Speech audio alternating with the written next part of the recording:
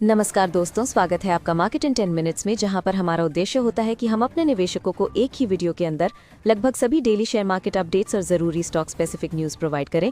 तो हमारी इस वीडियो को लाइक करके हमें सपोर्ट ज़रूर करें, और अगर आप हमारे चैनल पर पहली बार आए हैं तो इस चैनल को सब्सक्राइब करके बेल आइकन ज़रूर ऑन कर लें। साथ ही कॉमेंट में अपना फीडबैक देना ना भूलें, ताकि हम अपनी वीडियो को और भी बेहतर बना सकें। बजट वाले दिन शेयर बाजार में जबरदस्त गिरावट देखने को मिली। बीएसई, सेंसेक्स और एनएसई निफ्टी दोनों करीब 2% टूट गए, जो पिछले 6 सालों में बजट के दिन की सबसे बड़ी गिरावट मानी जा रही है। निफ्टी 24,900 के नीचे फिसल गया और उसके 50 में से 42 शेयर लाल निशान में बंद हुए। सेंसेक्स करीब 1,547 अंकों की गिरावट के साथ 80,723 पर बंद हुआ। वहीं निफ्टी 495 अंक टूटकर 24,825 के स्तर पर आ गया।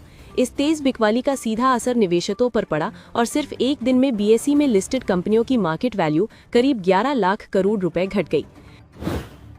बैंकिंग सेक्टर और ब्रॉडर मार्केट यानी मिड कैप और स्मॉल कैप शेयरों में भी दबाव बना रहा। निफ्टी बैंक इंडेक्स 1,193 अंक गिरकर 58,417 पर बंद हुआ, जबकि मिड कैप इंडेक्स में 1,311 अंकों की बड़ी गिरावट देखने को मिली। मिड कैप शेयरों में एमसीएक्स सबसे बड़ी लूजर्स में शामिल रहा। कीमतों से जुड़े बदलावों के बाद इस शेयर में 11% से ज्यादा की गिरावट देखने को मिली, जिससे निवेशकों में घबराहट और बढ़ गई। आज 1 फरवरी 2026 को बाजार में जो बड़ी गिरावट दिखी, उसका सबसे बड़ा कारण बजट में सिक्योरिटीज ट्रांजैक्शन टैक्स यानी एसटीटी में किया गया बदलाव रहा। खासतौर पर फ्यूचर्स और ऑप्शंस पर एसटीटी बढ़ने से ट्रेडर्स में घबराहट आई और मार्केट सेंटिमेंट अचानक कमजोर हो गया। फ्यूचर्स ट्रेडिंग पर एसटीटी पहले 0.02% था, जिसे बढ़ाकर 0.05% कर दिया गया है, यानी करीब 150% की सीधी बढ़ोतरी। ऑप्शंस प्रीमियम पर एसटीटी भी 0.10% से बढ़ाकर 0.15% कर दिया गया, जिससे ऑप्शंस ट्रेडर्स पर सीधा असर पड़ा। एसटीटी बढ़ने के तुरंत बाद कैपिटल मार्केट से जुड़े स्टॉक्स में तेज बिकवाली देखने को मिली। Angel One, BSE, CDSL, Motilal Oswal जैसे शेयर्स एक ही दिन में करीब 8 से 10% तक टूट गए, जिससे पूरे बाजार पर नेगेटिव असर फैल गया। सरकार का साफ इरादा यही दिखता है कि बाजार में जरूरत से ज्यादा स्पेक्यूलेशन कम किया जाए। फ्यूचर्स और ऑप्शंस जैसी ट्रेडिंग को थोड़ा महंगा बनाकर सरकार मार्केट को ज्यादा स्टेबल और लॉन्ग टर्म इन्वेस्टमेंट फ्रेंडली बनाना चाहती है। ध्यान देने वाली बात यह है कि एसटीटी का ये इंक्रीज लॉन्ग टर्म इन्वेस्टर्स पर लागू नहीं होता। कैश सेगमेंट या सीएनसी ऑर्डर्स में निवेश करने वालों के लिए कोई नया टैक्स नहीं बढ़ाया गया है, यानी इक्विटी में लंबे समय के निवेशकों को इससे नुकसान नहीं होगा। बीएसई मैनेजमेंट की तरफ से भी यही बात सामने आई कि फ्यूचर्स और ऑप्शंस पर ज्यादा एसटीटी लगाने का मकसद लोगों को ट्रेडिंग से हटाकर लॉन्ग टर्म इक्विटी इन्वेस्टिंग की तरफ शिफ्ट करना है, खासकर बड़े फॉरेन ट्रेडर्स को। रेलवे सेक्टर भी इस बजट का एक बड़ा हाईलाइट रहा। रेलवेज के लिए कैपेक्स एलोकेशन करीब 2.9 लाख करोड़ रुपए रखा गया है, जो पिछले साल से लगभग 15% ज्यादा है और इंफ्रास्ट्रक्चर ग्रोथ के लिए अच्छा संकेत माना जा रहा है। बजट के शुरुआती घंटों में रेलवे स्टॉक्स जैसे आईआरएफसी और आरवीएनएल में 3% तक की तेजी आई थी, लेकिन दोपहर के बाद मार्केट कमजोर होते ही इन स्टॉक्स में भी प्रॉफिट बुकिंग देखने को मिली। डिफेंस सेक्टर को बजट 2026 में मजबूत सपोर्ट मिला है। डिफेंस बजट को बढ़ाकर करीब 7.84 लाख करोड़ रुपए कर दिया गया है, जो पिछले साल के मुकाबले करीब 15% ज्यादा है और लॉन्ग टर्म ग्रोथ के लिए काफी पॉजिटिव माना जा रहा है। बजट के शुरुआती समय में डिफेंस स्टॉक्स जैसे एचएएल और बीईएल में तेजी भी आई थी, लेकिन जैसे जैसे ओवरऑल मार्केट सेंटिमेंट कमजोर हुआ, पीएसयू स्टॉक्स के साथ डिफेंस शेयर्स भी दबाव में आ गए। डिफेंस सेक्टर में आई गिरावट शॉर्ट टर्म सेंटिमेंट की वजह से रही, फंडामेंटल्स की वजह से नहीं। इतने बड़े कैपेक्स इंक्रीज के बाद आने वाले एक साल में इस सेक्टर के कमजोर पड़ने की संभावना कम मानी जा रही है। इंफ्रास्ट्रक्चर सेक्टर के लिए कुल एलोकेशन बढ़ाकर करीब 12.2 लाख करोड़ रुपए कर दिया गया है। ईयर ऑन ईयर बेसिस पर इसमें लगभग 12% की बढ़ोतरी की गई है, जो इकोनॉमी को लॉन्ग टर्म सपोर्ट देने वाला कदम माना जा रहा है।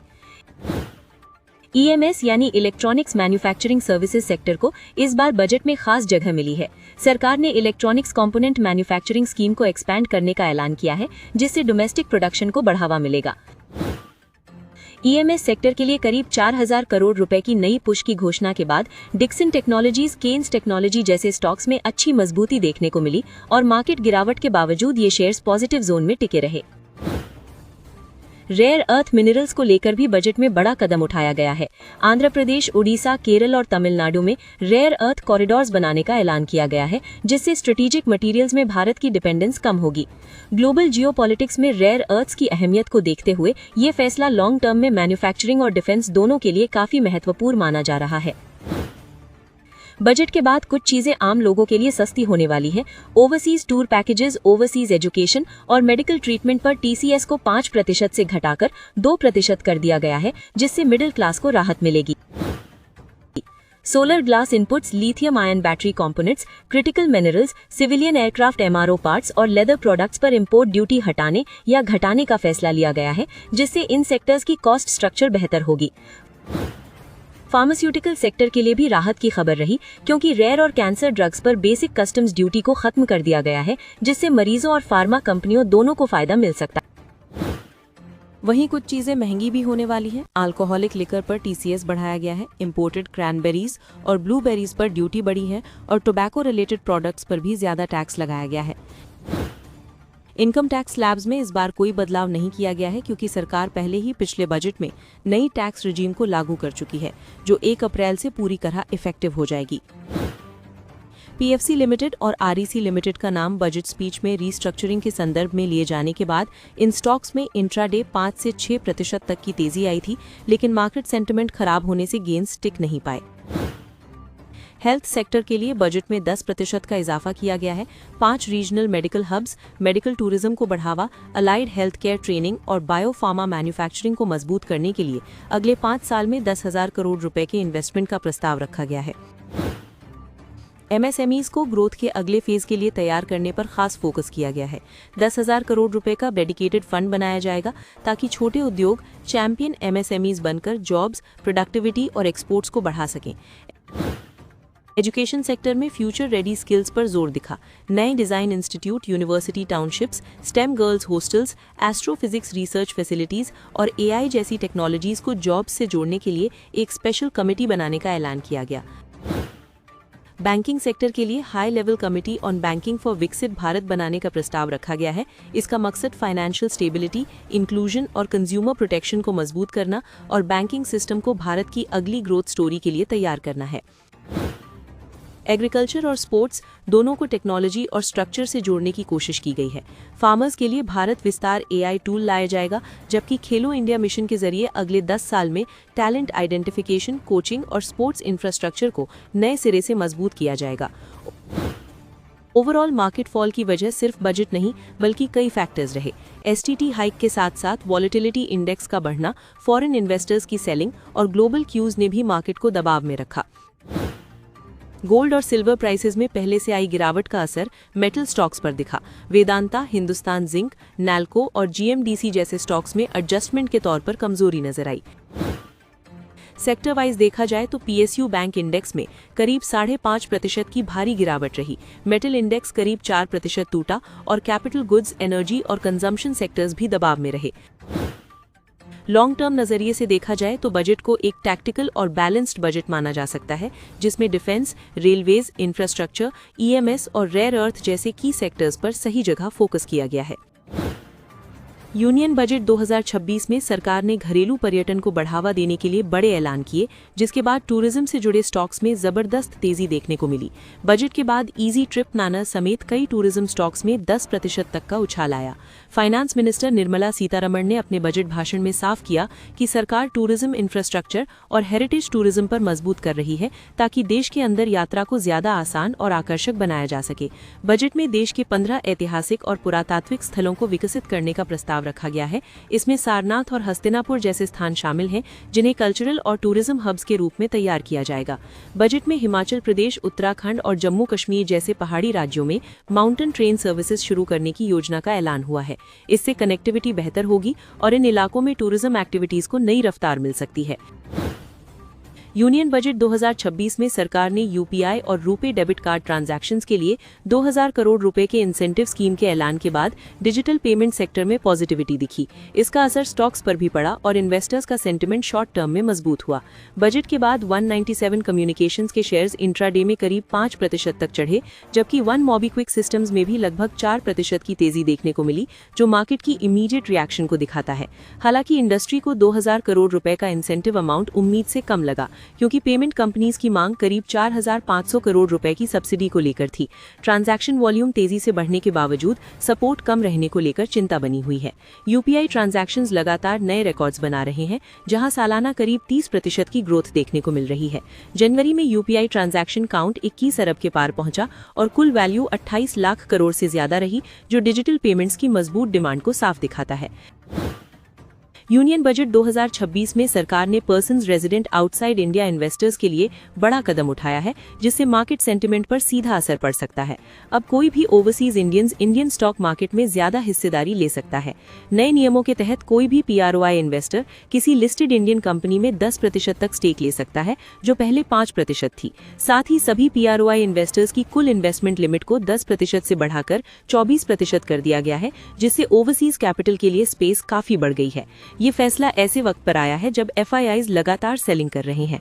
ब्लूमबर्ग के मुताबिक जनवरी 2026 में फॉरेन इन्वेस्टर्स ने 3 अरब डॉलर से ज्यादा निकाला, जबकि 2025 में कुल फॉरेन सेलिंग करीब 18 अरब डॉलर रही, जिसका दबाव मार्केट और रुपी दोनों पर दिखा है। सरकार का फोकस अब एफआईआई मनी के साथ साथ स्टेबल एनआरआई कैपिटल लाने पर है। मार्केट एक्सपर्ट्स मानते हैं कि ओवरसीज इंडियंस का लॉन्ग टर्म इन्वेस्टमेंट वॉलेटिलिटी कम कर सकता है, लिक्विडिटी बेहतर बना सकता है और रुपी को भी सपोर्ट कर सकता है। केंद्रीय बजट 2026 में सरकार ने घरेलू कंटेनर मैन्युफैक्चरिंग को बढ़ावा देने के लिए 10,000 करोड़ रुपए की बड़ी योजना का ऐलान किया है। इसका मकसद भारत को कंटेनर निर्माण में आत्मनिर्भर बनाना, आयात पर निर्भरता घटाना और लॉजिस्टिक सिस्टम को मजबूत करना है, जिससे पूरे सेक्टर में हलचल दिख रही है। वित्त वर्ष 2027 के लिए इंफ्रास्ट्रक्चर कैपेक्स बढ़ाकर 12.2 लाख करोड़ रुपए करने से सड़क, रेल और पोर्ट से जुड़ी गतिविधियां तेज होंगी। कार्गो मूवमेंट बढ़ने के साथ कंटेनरों की मांग में इजाफा होगा, जिसका सीधा फायदा लॉजिस्टिक्स और कंटेनर कंपनियों को मिल सकता है। Container Corporation of India, Kalyani Castech, Bharat Heavy Electricals और मजागॉन डॉक शिप बिल्डर्स जैसे शेयर निवेशकों की नज़र में हैं। बजट के बाद जहां कंटेनर कॉर्पोरेशन ऑफ इंडिया में मजबूती दिखी, वहीं बाकी कंपनियों में उतार चढ़ाव देखने को मिला, जो आने वाले समय में सेक्टर के मौके और चुनौतियां दोनों दिखाता है। बजट 2026 में टेक्सटाइल इंडस्ट्री के लिए जॉइंट पॉलिसी फ्रेमवर्क पेश किया गया है, जिसमें मेगा टेक्सटाइल पार्क, इंडस्ट्री को जोड़ने वाले प्रोग्राम और एक्सपोर्टर्स को राहत जैसे बड़े कदम शामिल हैं। कपड़ा, लेदर और फुटवेयर एक्सपोर्ट के लिए समय सीमा 6 महीने से बढ़ाकर 1 साल कर दी गई है, जिससे कंपनियों को ऑर्डर पूरे करने में ज्यादा सहूलियत मिलेगी। सरकार man made fibre, technical textile, पर्यावरण अनुकूल प्रोडक्शन और स्किल ट्रेनिंग पर खास जोर दे रही है। मेगा टेक्सटाइल पार्क में फैक्ट्री, टेस्टिंग लैब, वेयरहाउस और लॉजिस्टिक्स एक ही जगह होंगे, जिससे लागत घटेगी, डिलीवरी तेज होगी और नियमों का पालन आसान बनेगा। बजट में national fibre mission, Mahatma Gandhi Gram Swaraj योजना और समर्थ 2.0 जैसे कई अहम ऐलान किए गए हैं। गोकुलदास एक्सपोर्ट्स, केपीआर मिल, Perl global, Welspun लिगिन, Trident, Varthaman textiles, SP एपरल्स और रेमंड जैसी कंपनियों को इन नीतियों से सीधा फायदा मिल सकता है। BSE 500 में शामिल पर्सनल केयर सेक्टर की कंपनी जिलेट इंडिया ने अपने निवेशकों को बड़ा तोहफा दिया है। कंपनी 4 फरवरी को रिकॉर्ड डेट रख रही है, जिसके तहत 120 रुपए का अंतरिम और 60 रुपए का स्पेशल डिविडेंड मिलेगा। BSE 200 में शामिल Procter and Gamble hygiene and health care ने भी अंतरिम के साथ स्पेशल डिविडेंड देने का फैसला किया है। कंपनी ने इसके लिए 5 फरवरी की रिकॉर्ड डेट तय की है। 170 रुपए का अंतरिम और 25 रुपए का स्पेशल डिविडेंड मिलेगा, यानी कुल मिलाकर 195 रुपए प्रति शेयर। क्वार्टरली रिजल्ट्स के बीच चॉइस इंस्टीट्यूशनल इक्विटीज ने बिरला कॉर्पोरेशन पर अपना पॉजिटिव व्यू बनाए रखा है। ब्रोकरेज का कहना है कि सीमेंट सेक्टर में बेहतर प्राइसिंग, कंपनी का एक्सपेंशन प्लान और प्रीमियम प्रोडक्ट्स पर फोकस आगे चलकर सेल्स और प्रॉफिटेबिलिटी को सपोर्ट कर सकता है। रिपोर्ट के मुताबिक बिरला कॉर्पोरेशन लिमिटेड वित्त वर्ष 2029 तक अपनी कैपेसिटी 20 मिलियन टन से बढ़ाकर 27.5 मिलियन टन करना चाहती है। टारगेट प्राइस 1650 रुपए प्रति शेयर दिया गया है, जबकि स्टॉक बजट डे पर 1027 रुपए पर बंद हुआ, यानी यहां से करीब 60% तक अपसाइड की संभावना बताई गई है। अगर 20 रुपए से ज्यादा डिविडेंड देने वाली कंपनियों की बात करें तो ऑल डिजिटेक ने 30 रुपए प्रति शेयर का अंतरिम डिविडेंड घोषिट किया है। इस डिविडेंड के लिए कंपनी ने 4 फरवरी को रिकॉर्ड डेट रखी है। BSE 1000 में शामिल स्पेशलिटी केमिकल सेक्टर की कंपनी टायरेनिक्स परफॉर्मेंस मटेरियल्स ने भी 23 रुपए प्रति शेयर डिविडेंड देने का ऐलान किया है। निवेशकों को इसका फायदा 5 फरवरी की रिकॉर्ड डेट के आधार पर मिलेगा। इसी लिस्ट में एक और नाम एक्सेलिया सॉल्यूशंस इंडिया का है, जिसने 45 रुपए प्रति शेयर का अंतरिम डिविडेंड घोषित किया है। इस कंपनी की रिकॉर्ड डेट 6 फरवरी तय की गई है। इन बड़ी रकम वाले डिविडेंड्स के अलावा कई जानी-मानी कंपनियां भी अगले हफ्ते डिविडेंड बांटने जा रही हैं। इनमें LT फूड्स 1 रुपए, कोचिन शिपयार्ड 3.5 रुपए और सिम्फनी 2 रुपए प्रति शेयर डिविडेंड देगी। ITC अपने निवेशकों को 6.5 रुपए, गेल इंडिया 5 रुपए और नेस्ले इंडिया 7 रुपए प्रति शेयर डिविडेंड देगी, जो लॉन्ग टर्म निवेशकों के लिए एक अतिरिक्त कमाई जैसा है। इसके साथ ही NTPC 2.75 रुपए और QS कॉर्प 5 रुपए प्रति शेयर डिविडेंड देगी। टेक्निकल एनालिसिस की बात करें तो HDFC सिक्योरिटीज के नंदीश शाह के मुताबिक निफ्टी ने 24,900 से 25,450 के कंसोलिडेशन रेंज को डिसाइसिवली तोड़ दिया है, जो ट्रेंड के लिए नेगेटिव सिग्नल माना जाता है। शॉर्ट टर्म में निफ्टी के लिए 24,571 और 24,337 के लेवल्स इमीडिएट सपोर्ट माने जा रहे हैं। वहीं ऊपर की तरफ 25,000 से 25,150 का जोन स्ट्रॉन्ग रेजिस्टेंस के तौर पर काम कर सकता है। SBI सिक्योरिटीज के सुदीप शाह के अनुसार 24,700 से 24,650 का रेंज फिलहाल की सपोर्ट रहेगा। अगर निफ्टी इस लेवल के नीचे टिकता है तो गिरावट और तेज होकर 24,500 और फिर 24,350 तक जा सकती है।